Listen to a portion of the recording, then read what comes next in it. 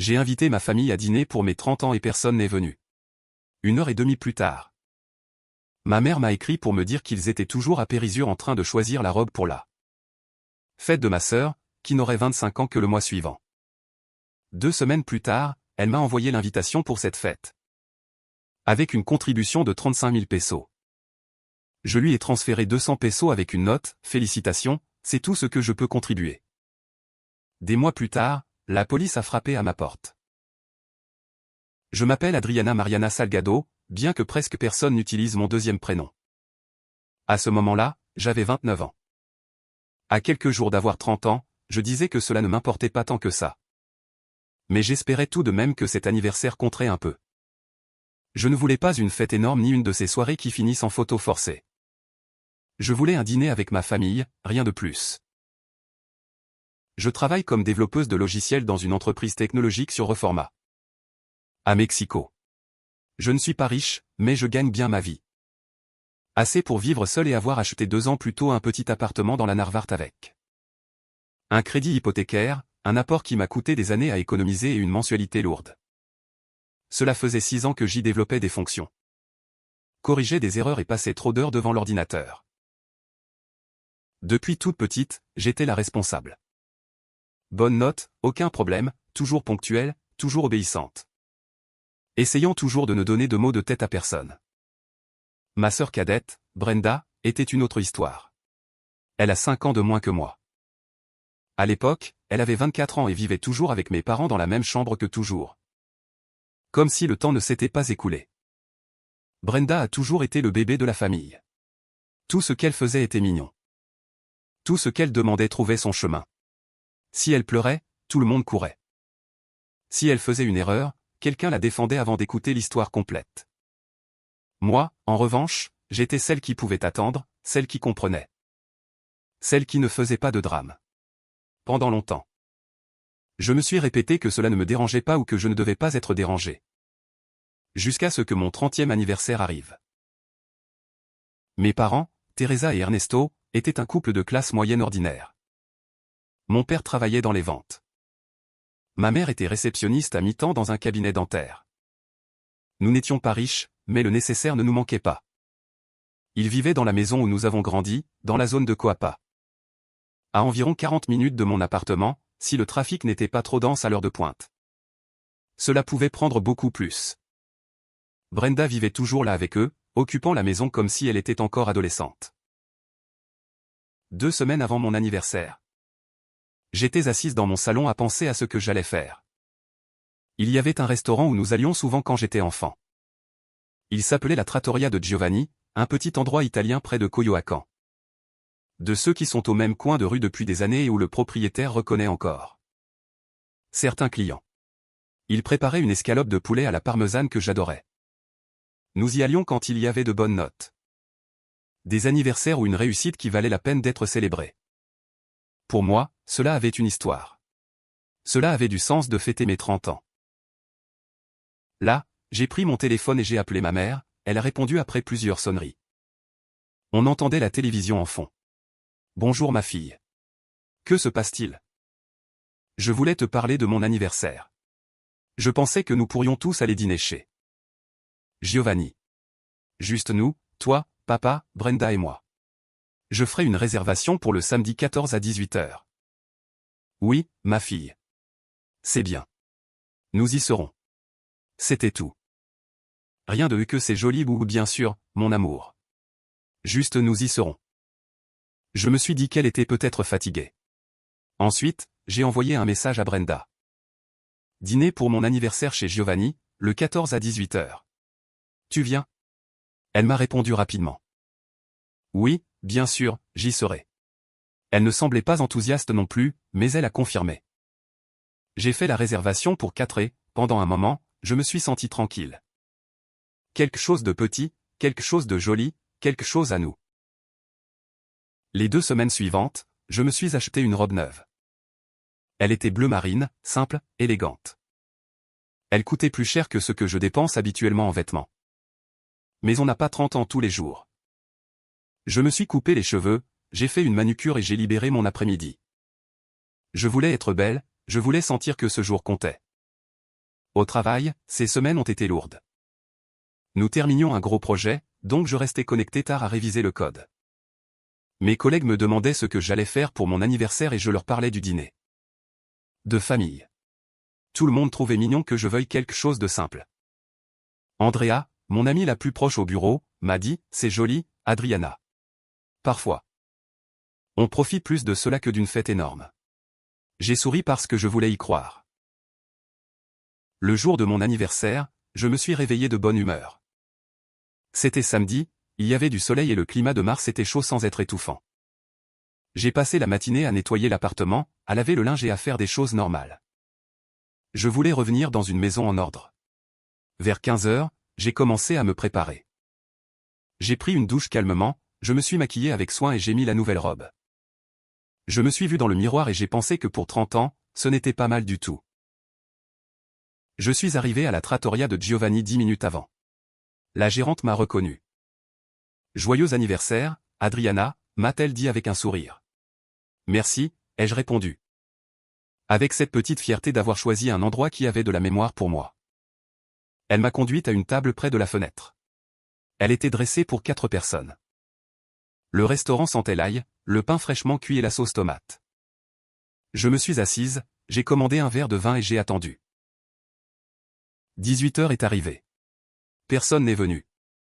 J'ai vérifié mon téléphone, aucun message, aucun appel en absence. J'ai pensé qu'ils arrivaient peut-être en retard. À Mexico, un samedi après-midi, cela pouvait arriver. Peut-être qu'ils étaient bloqués sur le périphérique. Peut-être que Brenda se préparait et qu'elle les a tous retardés. À 18h15, j'ai commencé à m'inquiéter. J'ai appelé ma mère. Ça a sonné jusqu'à la messagerie. J'ai appelé mon père. Pareil. J'ai appelé Brenda. Rien. J'ai envoyé un message au groupe familial. Je suis déjà au restaurant. Où êtes-vous? Il n'y a pas eu de réponse. Tono, un jeune serveur qui travaillait là depuis des années, s'est approché de ma table. Je vous apporte une entrée pendant que les autres arrivent. J'ai eu de la peine car j'ai remarqué dans son regard qu'il comprenait déjà quelque chose. J'étais seul, habillé pour une occasion spéciale à une table pour 4.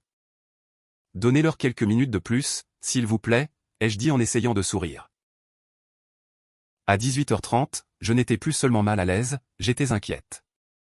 Ma tête a commencé à inventer des accidents, des hôpitaux. N'importe quoi qui expliquerait le silence. J'ai rappelé ma mère. Rien. J'ai envoyé un autre message. Maman, je suis inquiète. S'il te plaît. Dis-moi si vous allez bien. 10 minutes de plus se sont écoulées. Les gens des autres tables ont commencé à me regarder. Je faisais semblant de vérifier mon téléphone, d'ajuster ma serviette, de regarder par la fenêtre. N'importe quoi pour ne pas me sentir si exposé. Tono est revenu. Mademoiselle Adriana, tout va bien? Je peux vous apporter quelque chose? J'ai voulu disparaître. Ma famille est très en retard. Ils vont sûrement bientôt arriver. Mais pendant que je le disais, je savais déjà que quelque chose n'allait pas. Ma famille pouvait faire beaucoup de choses. Mais elle n'avait pas l'habitude d'avoir 1h30 de retard sans prévenir. Et encore moins les 3 en même temps. À 19h30, 1h30 après l'heure convenue, mon téléphone a vibré. C'était un message de ma mère. Je l'ai ouvert en espérant lire quelque chose comme « Il y a eu un accident ». Ou la voiture est en panne, ou nous sommes aux urgences, quelque chose qui expliquerait tout. J'ai lu ceci, pardon. Ma fille. Nous sommes à Périsure en train d'aider Brenda à choisir une robe pour sa fête le mois prochain. Le temps a filé. Joyeux anniversaire. Je l'ai lu 3 fois, non pas parce que je ne comprenais pas. Je l'ai lu 3 fois parce que mon cerveau ne voulait pas accepter ce qu'il disait. Ils étaient en train d'acheter la robe pour la fête d'anniversaire de Brenda. Une fête qui n'aurait lieu que dans 4 semaines. Pendant que j'étais assise toute seule pour mon 30e anniversaire, pour un dîner dont je les avais prévenus avec 2 semaines d'avance. Périsure n'était même pas si loin. Un samedi à cette heure-là avec le trafic, peut-être aurait-il mis une demi-heure ou un peu plus. Mais ce n'était pas impossible, ce n'était pas la distance, c'était la priorité. J'ai voulu écrire 1000 choses. J'ai voulu leur dire qu'ils m'avaient humilié, qu'ils m'avaient laissé seul. Que cela ne se faisait pas à une fille. Mes doigts sont restés sur le clavier, tremblant un peu, mais je n'ai pas pu. J'ai laissé le téléphone sur la table et j'ai appelé Tono. Tu peux m'emballer le repas à emporter. S'il te plaît, ai-je dit en essayant que ma voix ne se brise pas. Bien sûr, mademoiselle Adriana. Tout va bien? C'était une urgence familiale? J'ai menti. Ils ne vont pas pouvoir venir. Il a hoché la tête avec discrétion et est allé chercher les boîtes. Ce matin-là. J'avais appelé le restaurant pour demander qu'ils avancent les 4 plats quand nous serions prêts. Ils me connaissaient et m'ont fait la faveur. L'escalope pour moi, les pâtes pour Brenda, les lasagnes pour mon père et le saumon pour ma mère. Maintenant, j'allais rapporter de la nourriture italienne pour plusieurs jours. J'ai payé la note complète. J'ai laissé un bon pourboire parce que Tono avait été aimable et parce que je ne voulais pas que ma tristesse devienne aussi inconfortable pour lui. Je suis sorti avec les sacs dans les mains. La gérante a encore dit « Joyeux anniversaire ». Quand je suis parti, j'ai juste hoché la tête. Si je parlais, j'allais pleurer la même. Le chemin du retour a été flou. Je n'ai pas mis de musique, je n'ai appelé personne. J'ai conduit en silence, avec une pression énorme dans la poitrine. En arrivant à mon appartement, j'ai mis la nourriture au réfrigérateur et je me suis assise sur le canapé. Là, tout s'est effondré. J'ai pleuré pendant 1 heure. Ce n'étaient pas des pleurs discrets. C'était de ceux qui vous laissent sans souffle, le corps fatigué et les yeux brûlants. Parce que ce n'était pas seulement cette soirée. C'était la finale de football du lycée qu'ils avaient manqué parce que Brenda avait un spectacle de danse. C'était ma remise de diplôme universitaire à laquelle ils sont arrivés avec 45 minutes de retard. Parce qu'ils devaient d'abord emmener Brenda chez une amie. C'était la réunion que mes collègues avaient organisée quand j'avais été promu l'année précédente. À laquelle ils ne sont pas venus parce que Brenda était enrhumée et que ma mère ne voulait pas la laisser seule. Brenda avait 23 ans et un rhume. J'ai toujours trouvé des excuses pour eux. Je me disais que ce n'était pas si grave, qu'ils m'aimaient, que peut-être j'étais trop sensible. Que d'être l'aîné signifiait comprendre. Mais rater mon 30e anniversaire pour acheter la robe de Brenda, ça, je n'ai pas pu le justifier. C'était la ligne rouge. Mon téléphone a continué à vibrer avec des messages d'anniversaire d'amis et de collègues. Je n'en ai pas répondu. Je ne pouvais pas faire semblant d'être heureuse ce soir-là. 3 jours plus tard, je me suis enfin sentie un peu humaine. Andrea m'avait écrit plusieurs fois pour me demander comment s'était passé le dîner.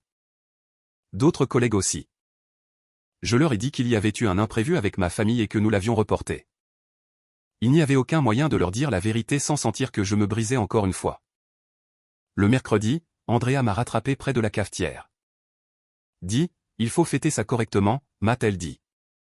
Vendredi au Rincon de Reforma. Quelques verres. Quelque chose de simple.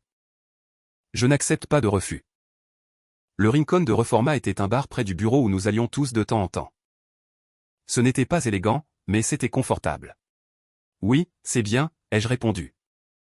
Cela me ferait du bien. Ce vendredi, environ 10 collègues nous sommes serrés autour d'une grande table. Nous avons bu de la bière, mangé des frites et des quesadillas. Raconté des blagues nulles et ils m'ont chanté les Mananita, joyeux anniversaire, avec un petit gâteau de supermarché sur lequel quelqu'un avait mis une bougie. C'était parfait, sans attente, sans déception, juste des gens qui avaient décidé d'être là. Après sa 3e bière, Andrea s'est penché vers moi et a dit. C'est bien mieux qu'un dîner de famille tout coincé. J'ai ri. Tu n'as pas idée. 2 semaines après le désastre de mon anniversaire. Je travaillais depuis chez moi quand mon téléphone a vibré. C'était un message de ma mère dans le groupe familial. Je ne l'ai presque pas ouvert, mais la curiosité a été plus forte. Nous vous attendons pour fêter les 25 ans de notre petite Brenda. Samedi 11 avril. Salle Vista Real près de la zone de Tlalpan. Contribution de 35 000 pesos mexicains par personne. Prière de transférer par SPI avant le 1er avril. Ne manquez pas ça. Ce sera une nuit inoubliable. Je l'ai lu 5 fois. 35 000 pesos mexicains par personne. Je ne savais pas si je devais rire ou jeter le téléphone. Et la manière dont elle l'a écrit comme une invitation de masse.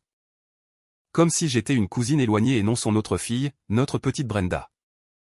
Moi, il m'avait laissé planter à mon 30e anniversaire sans un appel décent. Et pour Brenda, salle, robe, invitation formelle et cotisation absurde. J'ai su plus tard qu'ils avaient réservé un endroit au-dessus de leurs moyens avec robe, décoration, table de dessert et musique. Et qu'ils espéraient couvrir une grande partie de la dépense avec ces contributions. À ce moment-là, j'ai juste ressenti une rage qui m'est montée à la poitrine. J'ai commencé à marcher dans l'appartement en parlant toute seule. 35 000 pesos. Après qu'ils n'ont pas pu venir à mon dîner. J'ai ouvert mon application bancaire. Pendant un moment, j'ai pensé ne pas répondre, laisser le message là sans un seul mot. Puis, quelque chose de mieux m'est venu à l'esprit. J'ai fait un transfert SPI à ma mère de 200 pesos. Dans le concept, j'ai écrit « Félicitations, c'est tout ce que je peux contribuer ». Ensuite, je les ai bloqués tous les trois, maman, papa et Brenda. Téléphone, WhatsApp, Facebook, Instagram et tout le reste. S'ils voulaient me traiter comme si je n'existais pas, parfait. J'allais cesser d'être disponible pour eux. Le lendemain matin, j'ai appelé un serrurier. Quand il est arrivé, je lui ai expliqué que je voulais changer les serrures. 2 ans plus tôt, quand j'ai acheté l'appartement. J'avais donné à mes parents un jeu de clés pour n'importe quelle urgence. À ce moment-là, cela me semblait prudent.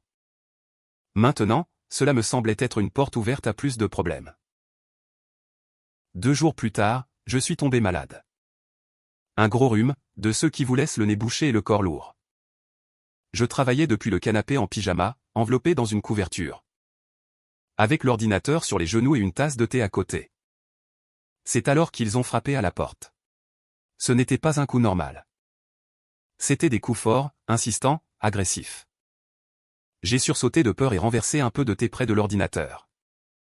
Mon immeuble n'avait pas de surveillance fixe. Seulement un portail commun que parfois un voisin ouvrait sans demander. Je me suis approché avec précaution de la fenêtre et j'ai regardé par une fente du store. Là, ils étaient, ma mère, mon père et Brenda. Debout devant ma porte comme s'ils étaient les propriétaires des lieux. Ma mère cherchait quelque chose dans son sac. J'ai su exactement ce que c'était. Ses clés. Bonne chance avec ça, Teresa, ai-je pensé. J'ai entendu le métal gratter la serrure, puis la voix frustrée de ma mère. Ça n'ouvre pas. Essaie encore, a dit mon père. Plus de bruit, plus de tentatives. Puis ma mère a crié, Adriana Mariana Salgado. Ouvre cette porte tout de suite. Nous savons que tu es là.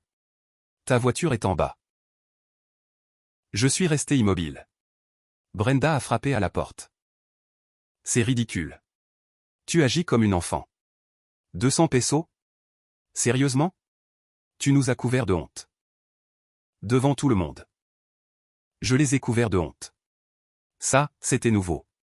Adriana, a dit ma mère plus fort. Si tu n'ouvres pas, il y aura des conséquences. Conséquences. Que allait-il faire? Me priver de sortie? J'avais 30 ans, mon propre appartement et mon propre travail. J'ai mis mes écouteurs à réduction de bruit et je suis retourné sur le canapé pour vérifier du code. Ils ont continué à frapper et à crier pendant environ 20 minutes. Ensuite, ils sont partis. Je les ai vus marcher vers la voiture. Ma mère agitait les mains avec fureur. Sûrement était-elle en train de parler de sa fille ingrate. Le jour de l'anniversaire de Brenda est arrivé. Je n'ai pas pu l'éviter. Cette nuit-là, j'ai débloqué son Instagram juste pour voir comment s'était passée la fête. J'avais besoin de savoir si tout ce scandale en avait valu la peine. La salle Vista Real semblait énorme sur les photos. Ballons dorés et roses, table avec des centres de fleurs, lumière chaude. Une immense table de dessert. Sûrement leur avait-ce coûté une fortune, mais il y avait un détail impossible à ignorer. L'endroit était presque vide. Dans une salle énorme, on voyait à peine une quinzaine de personnes. Mes parents, Brenda et quelques parents dispersés. Brenda souriait, mais son sourire semblait tendu. Ma mère et mon père semblaient inquiets. Comme s'ils voulaient cacher que quelque chose avait très mal tourné. J'ai fait une capture d'écran, je les ai bloqués à nouveau. Cette même nuit, mon cousin Javier m'a appelé. Je me suis toujours bien entendu avec lui. Il était le fils de ma tante Patricia, la sœur de mon père. Et nous étions proches quand nous étions enfants. À peine ai-je répondu, qu'il a lâché, Adriana, que s'est-il passé avec la fête de ta sœur? Bonjour à toi aussi, ai-je dit. Pardon? Mais sérieusement. Ta mère a demandé à tout le monde 35 000 pesos par personne. Ma mère l'a appelé. Pour lui dire que c'était une exagération et ta mère lui a pratiquement dit que si elle ne pouvait pas payer, il valait mieux ne pas y aller. Alors ma mère lui a dit de ne pas compter sur elle. Je n'ai pas pu m'empêcher de rire. Bien joué de la part de tante Patricia. Et ce n'était pas seulement elle, a continué Ravière. Tes parents ont dit la même chose à plusieurs personnes. Soit ils payaient, soit ils n'y allaient pas. Je crois que l'oncle Fernando et la tante Susana sont bienvenus. Mais ils ont beaucoup d'argent, donc pour eux ce n'était pas grand-chose. Selon ma mère. Tes parents avaient déjà versé un acompte important et étaient désespérés de récupérer l'argent. Ils l'ont bien cherché, ai-je dit. Il y a eu une pause. Mais sérieusement? Que se passe-t-il? Ta mère dit partout que tu as fait une crise émotionnelle ou quelque chose comme ça. Je lui ai tout raconté. Mon anniversaire, le dîner, le message de périsure, le transfert, les blocages, les coups à ma porte. Tout. Ravière est resté silencieux un bon moment. Adriana, c'est vraiment très mal, a-t-il fini par dire. Très mal. 2 jours plus tard, ma tante Martha, la sœur cadette de ma mère, m'a appelé. Elle était allée à la fête de Brenda. Adriana, ma fille, nous devons parler, m'a-t-elle dit. Si tu vas me dire que je dois m'excuser, tu peux t'économiser ça. Non, je ne t'appelle pas parce que ta mère dit que tu es mal émotionnellement. Que tu n'es pas allé à la fête de Brenda parce que tu étais envieuse qu'elle soit dans une belle salle. J'ai senti mon visage brûler. Elle a dit que tu fais un drame pour un malentendu. Un malentendu. Tante Martha?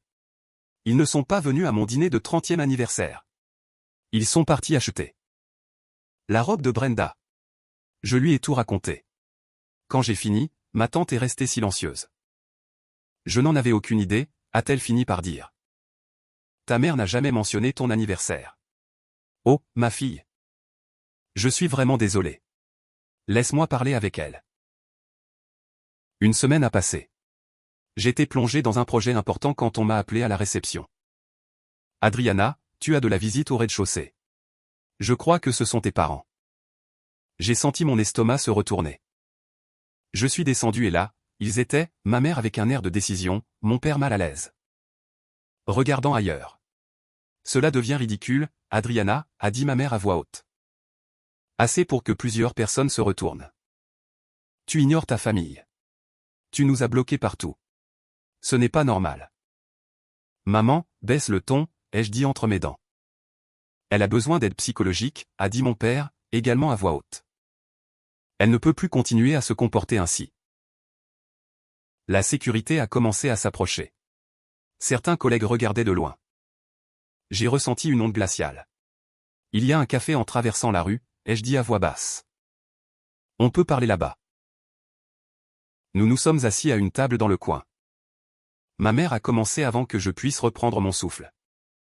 Tu as perdu la tête. Cette crise doit s'arrêter. Crise, ai-je demandé. Ils ne sont pas venus à mon 30e anniversaire parce qu'ils étaient en train d'acheter une robe. Pour Brenda. C'était une erreur, a-t-elle dit. On a oublié. Vous n'avez pas oublié. Tu m'as répondu depuis périsure. Vous avez décidé de ne pas venir. Ma mère a serré la bouche. La fête de Brenda était importante. Fêter ses 25 ans est aussi quelque chose de spécial. Et fêter mes 30 ans ne l'est pas? Mon père est intervenu. Tu es trop sensible. Tu as toujours été comme ça. Tu te souviens quand tu as pleuré parce qu'on est arrivé en retard à ta remise de diplôme du lycée? Vous êtes arrivé 1 heure en retard, ai-je dit. Je suis resté assise à regarder toutes les familles applaudir pendant que je cherchais la mienne. Dans la foule. Nous avions des choses à faire, a dit ma mère, comme si elle parlait de passer faire les courses. Brenda avait un rendez-vous. C'était un examen médical qu'ils auraient pu déplacer à un autre jour. Tu es obsédé par cette idée que nous préférons ta sœur, a dit ma mère. Tout est dans ta tête. Tu as besoin d'une thérapie. J'ai sorti mon téléphone et j'ai commencé à énumérer les finales de football. Les foires aux sciences, les récompenses universitaires. Les présentations au travail auxquelles ils avaient promis de venir, ma promotion, mon anniversaire. Puis j'ai continué, maintenant, des choses de Brenda qui n'ont jamais été manquées. Présentation de danse, compétition scolaire, représentation de théâtre. Même si elle n'avait que 2 lignes, réunion, anniversaire, sortie, tout. Ma mère m'a regardé avec agacement.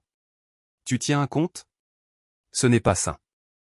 Ce qui n'est pas sain, c'est que j'ai dû apprendre cette liste pour prouver que je ne suis pas folle. J'ai regardé mon père, et toi? Tu n'étais pas neutre. Tu voyais tout et tu te mettais sur le côté. Il a baissé les yeux. Je me suis levé. J'ai fini.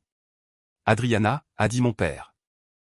Non, si vous continuez à venir chez moi ou à mon travail pour me harceler. Je demanderai des mesures de protection. Je ne veux pas vous voir, vous parler. Ni entendre parler de vous jusqu'à ce que vous puissiez admettre ce que vous avez fait. Pas comme une simple erreur, pas comme un malentendu. Comme un schéma d'année où vous m'avez traité comme si je n'importais pas. Ma mère a ouvert la bouche, indignée. Tu n'oserais pas. Et c'est moi. Je les ai laissés assis et je suis retourné au bureau. Quand je suis arrivé à mon bureau, mes mains tremblaient.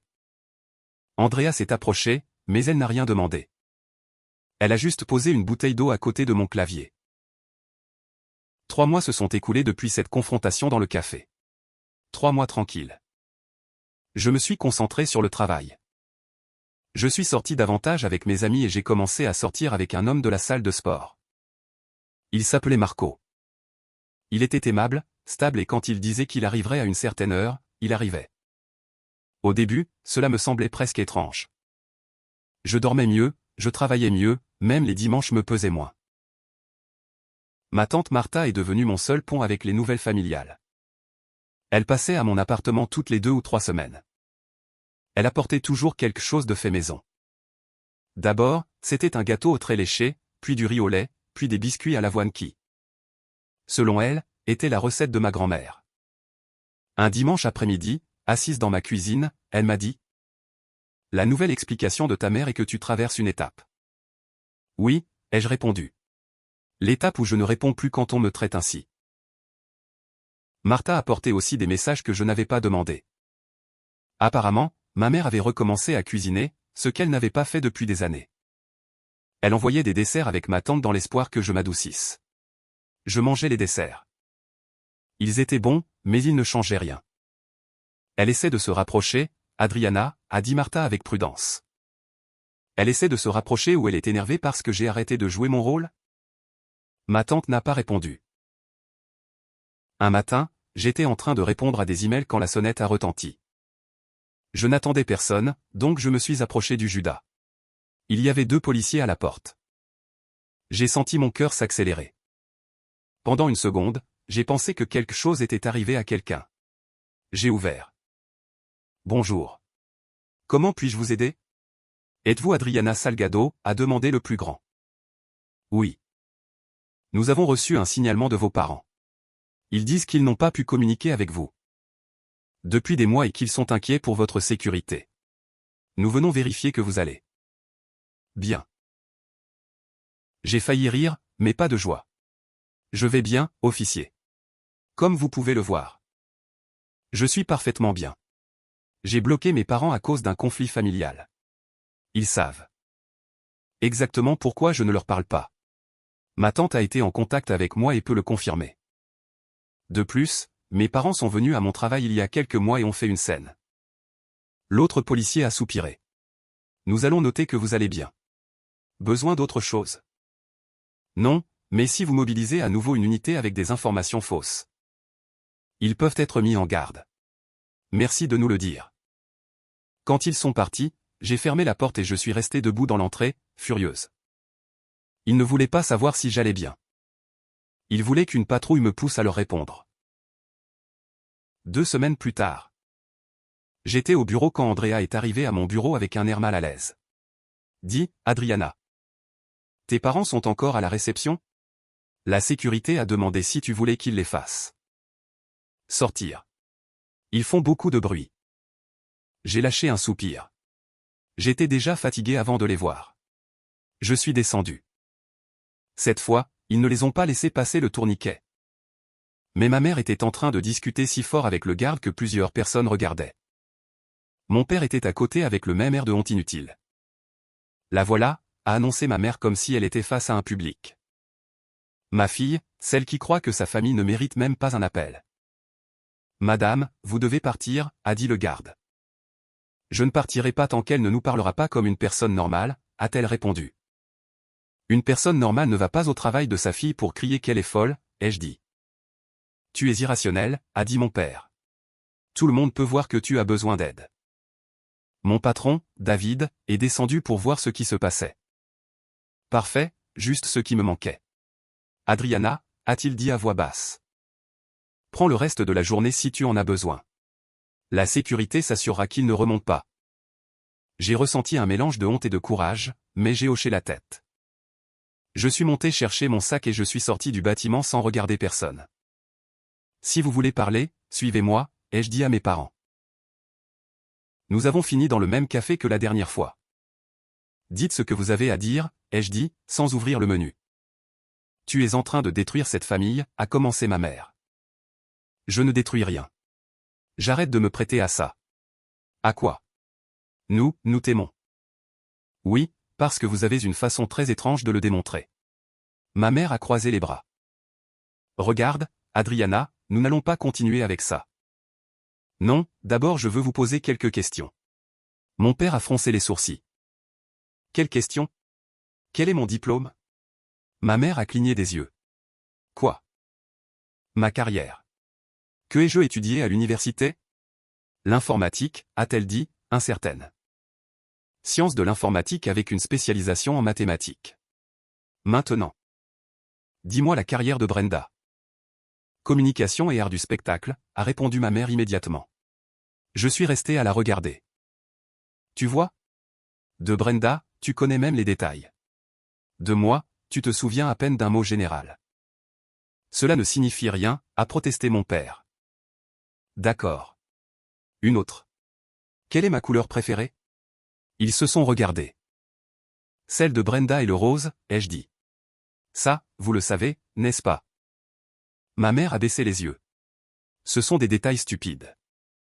Ils ne sont pas stupides pour moi. Ce sont des petites preuves de quelque chose de grand. Vous ne m'avez jamais vraiment vu. J'étais la responsable. Celle qui n'avait pas besoin d'attention. Brenda était le bébé, celle qui avait besoin de tout. Ce n'est pas vrai, a dit ma mère. Mais sa voix n'était plus si ferme.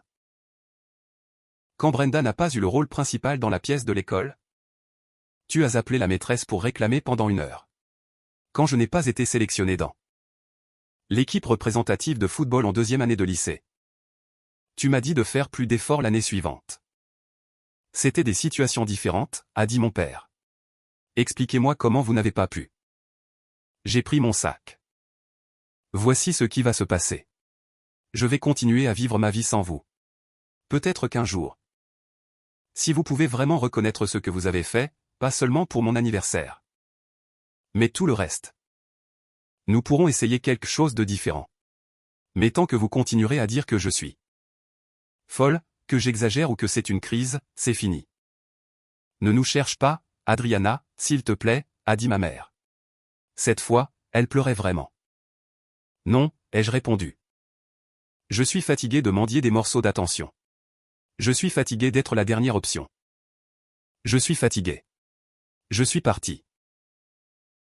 De cette dernière conversation, 6 mois ont passé. Ma tante Martha m'a raconté que mes parents avaient commencé une thérapie familiale.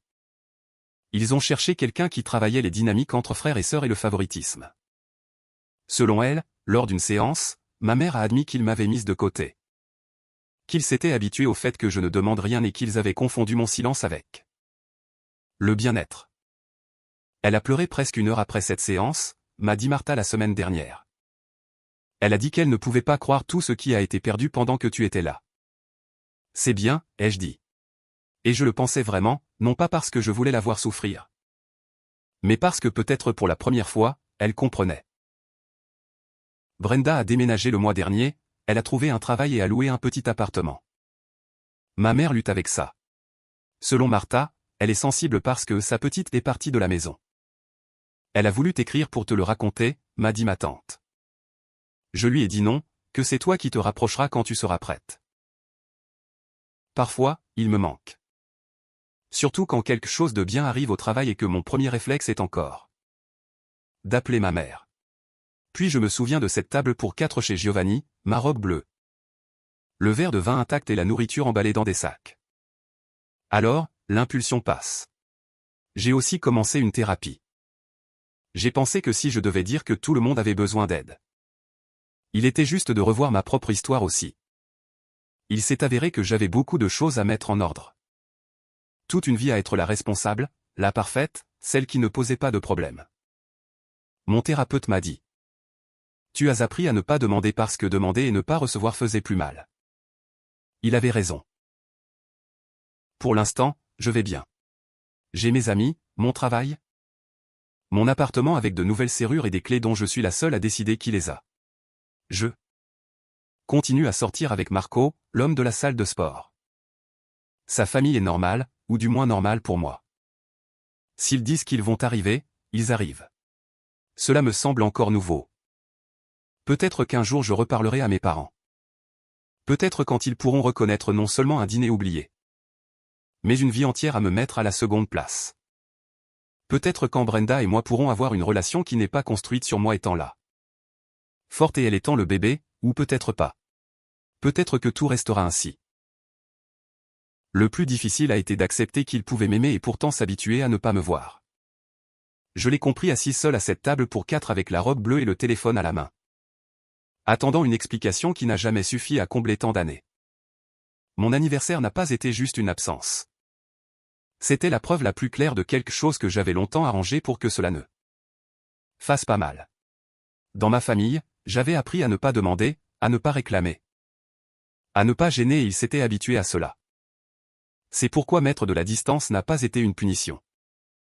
C'était cesser de me prêter à un endroit où il me revenait toujours de comprendre, d'attendre et de pardonner en premier.